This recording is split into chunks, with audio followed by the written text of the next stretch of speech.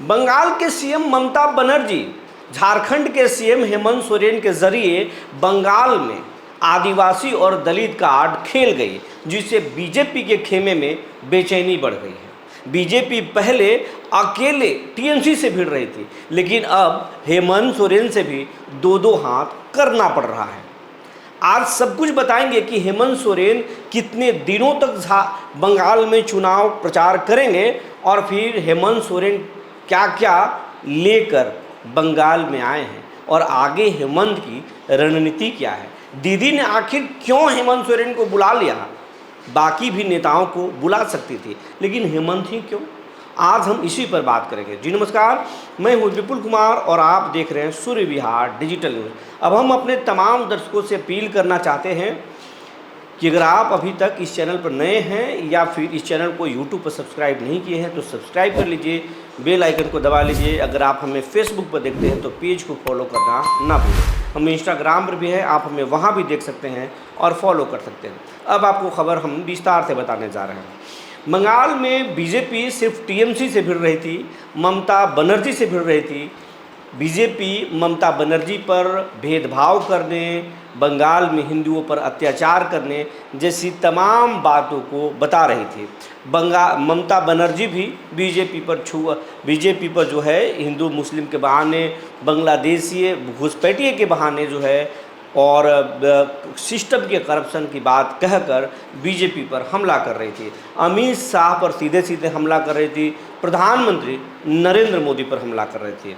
लेकिन इससे खेल दिलचस्प नहीं हो रहा था। लेकिन इसी बीच दीदी ने, बंगाल की जो मुख्यमंत्री हैं ममता बनर्जी, उन्हें लोग प्यार से दीदी बोलते हैं। देश में भी ममता को दीदी के रूप में लोग पुकारते हैं। सियासी गलियारों के नेता भी उन्हें दीदी कहते हैं। लेकिन दीदी ने अपने भाई झारखंड के मुख्यमंत्री हेमंत सोरेन को बुला लिया, क्योंकि झारखंड के सीमावर्ती इलाकों में आदिवासी और दलितों की एक बड़ी आबादी है और कई सीटों पर ये जो है हार और जीत तय करते हैं।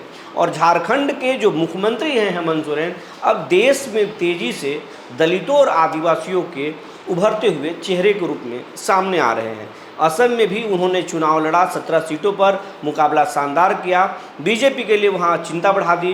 कांग्रेस खेमा भी हेमंत सोरेन से नाराज़ हो गई और फिर झारखंड के जो मंत्री हैं हेमंत सरकार में, कांग्रेस के नेता, वो भी हेमंत सरकार पर कटाक्ष करने लगे।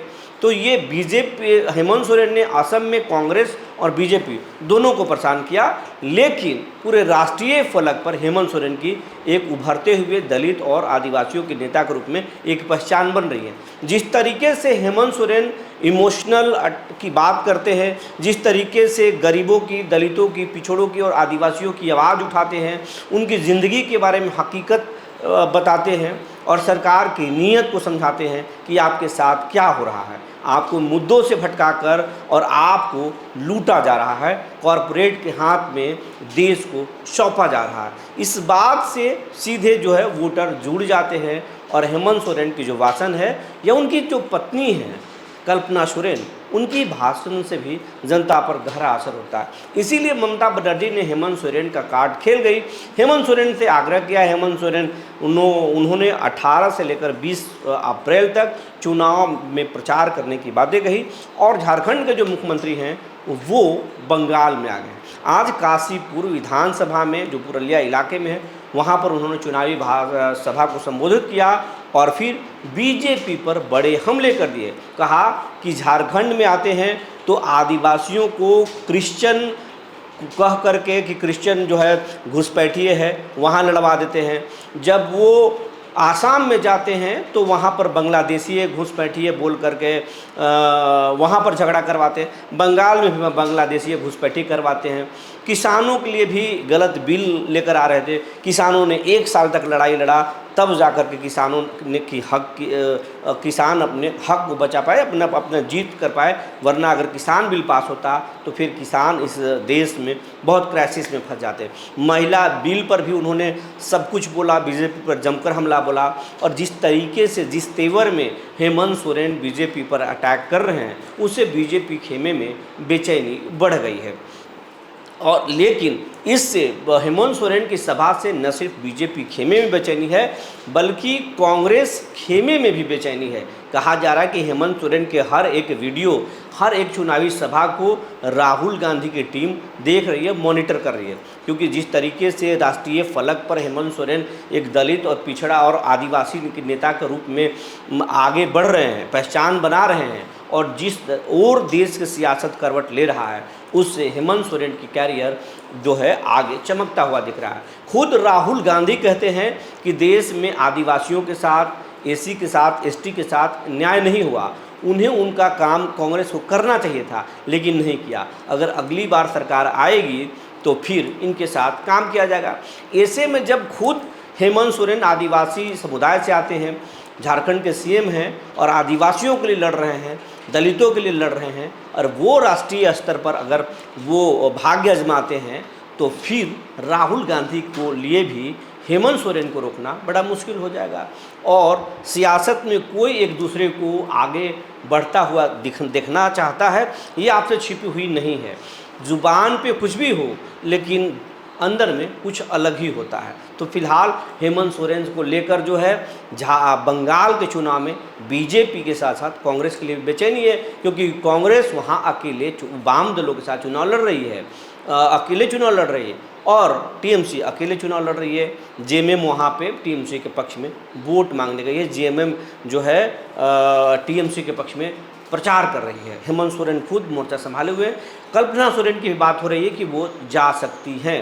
बीजेपी अब हेमंत सोरेन को जवाब देने के लिए कौन से देश के बड़े दलित नेता को, आदिवासी नेता को वहां उतारती है, ये देखने वाली बात होगी। लेकिन हेमंत की एंट्री से बंगाल का चुनाव रोचक हो गया है। क्या कुछ बोल रहे हैं हेमंत सोरेन, पहले इस भाषण को सुन लीजिए। आज यहाँ यह डबल इंजन की सरकार बनाने का संकल्प, पहले हिंदू मुस्लिम को लड़वाया, आदिवासी को आदिवासी से लड़वाया, अगड़ा पिछड़ा को लड़वाया, अब देश को बांटने में लगा हुआ है। कल ही का दिन एक ऐसा ऐतिहासिक दिन, एक ऐसा काला अध्याय बनाने का प्रयास ही भारतीय जनता पार्टी का रहा। अगर कल का दिन में यह प्रयास हो जाता तो यह देश फिर बच नहीं पाता। आज ये लोगों ने जिस तरीके से समाज के बीच में जहर बोया है, और ये जहर इस कदर पूरे देश दुनिया में चर्चा में है कि आज दुनिया भर का लोग ये भारतीय जनता पार्टी के राजनीति को बहुत ही बुरा नजर से देखते हैं।